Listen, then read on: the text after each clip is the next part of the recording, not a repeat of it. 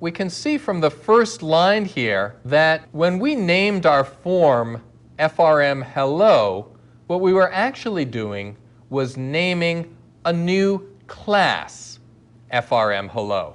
And this is a public class, meaning that it's going to be accessible from outside of our project even potentially. We also see that this class, FRM Hello, inherits from a .NET Framework class, system.windows.forms.form. Without going into the details here of some object-oriented concepts that we'll be explaining in detail later on, it's enough for us to say simply this. Inside the .NET Framework, there's a definition of something called a system.windows.forms form. And it knows how to do a whole lot of very useful things. And we are going to want to take advantage of that. So we're creating a class that inherits or is derived from that .NET Framework form. It'll automatically be able to do all the things that a .NET Framework form can do. But in addition, we will be able to add our own stuff onto it. We'll be able to specialize the generic form to be our FRM Hello. The first procedure that we see here inside our class is a special kind of procedure.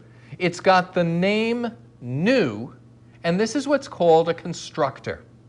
This is what will run automatically anytime we create a new instance from our FRM Hello class. And by the way, this naming convention of FRM, you don't have to use that when you create forms. It's something we do. It makes it a little bit easier to tell what's a form and what's a this and what's a that. And you'll see that we use that kind of naming convention throughout the course. Okay, so here is where we're going to allow the code to create a new object from this class. And you notice that the first thing it does is it calls the constructor, the new method, of myBase. And what is myBase? MyBase is the system.windows.forms form class that we inherited from.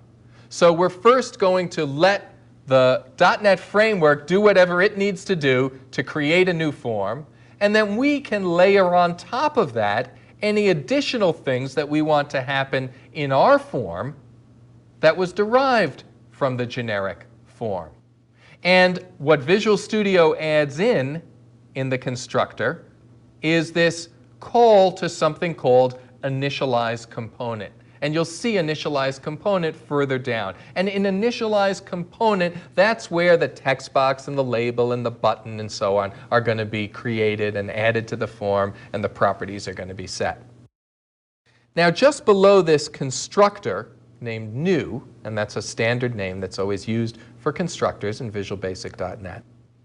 The next procedure, and I'll just scroll down a little, is something called Dispose. And you notice that Dispose is here overriding the Dispose that's coming from form that we're inheriting from.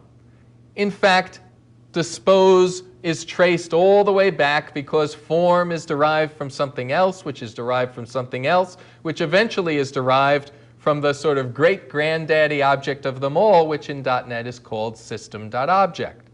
So when we get into inheritance, there can be an entire chain of inheritance working its way down. Again, you don't have to worry about the details here. I'm just giving you a sort of quick overview of what's going on.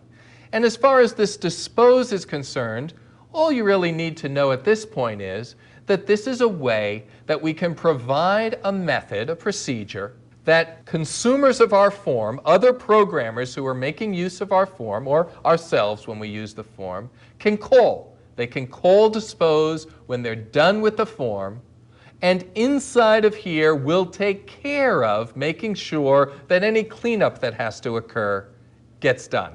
And that's exactly what's going on here when we're going to call Dispose on something called components, which is declared on the very next line, private components.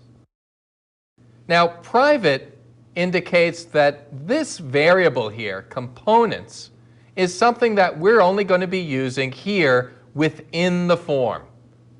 It's private to this class.